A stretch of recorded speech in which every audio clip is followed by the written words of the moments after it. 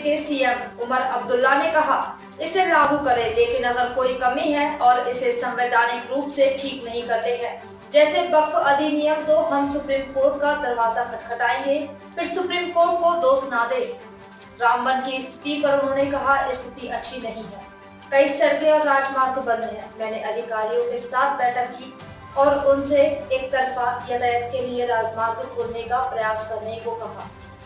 मैं नहीं चाहता कि कोई अफवाह फैले। हमारे पास पर्याप्त आपूर्ति है और कालाबाजारी की कोई जरूरत नहीं है। मैं केंद्र सरकार और नागरिक उड्डयन मंत्रालय से हवाई किराए पर नियंत्रण रखने का आग्रह करना चाहता हूँ। तो इसका भी फिर हम कहीं ना कहीं सवाल जवाब कर लेंगे। अगर आप रामबन से अभी आए तो क्या हालात वहाँ के हैं? हालत खराब है, हालत खराब है। कई ऐसी जगह हैं जहाँ हाईवे बंद है।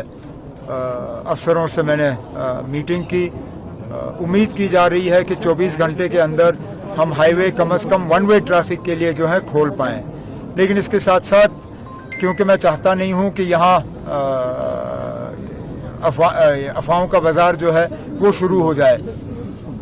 हालांकि हम अपनी जगह मुतमईन हैं कि कम से कम 3-4 दिन के लिए अब हमारे पास तमाम एसेंशियल सप्लाईज हैं, तेल, केरोसिन, डीजल वगैरह समेत।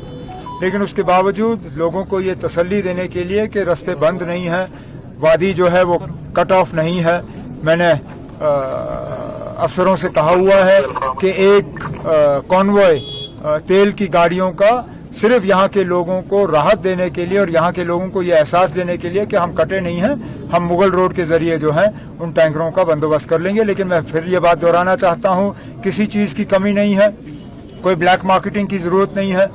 किसी ब्लैक मार्केटिंग या होर्डिंग या इस तरह के हरकतों को इजाज़त नहीं दी जाएगी।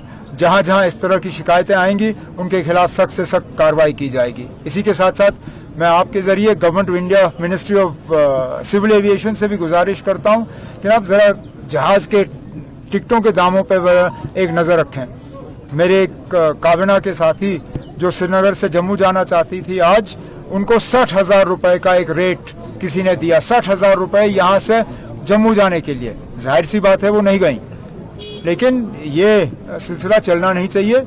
मरकज़ को, खासकर सिविल एविएशन मिनिस्ट्री को इस पर नज़र रखनी होगी।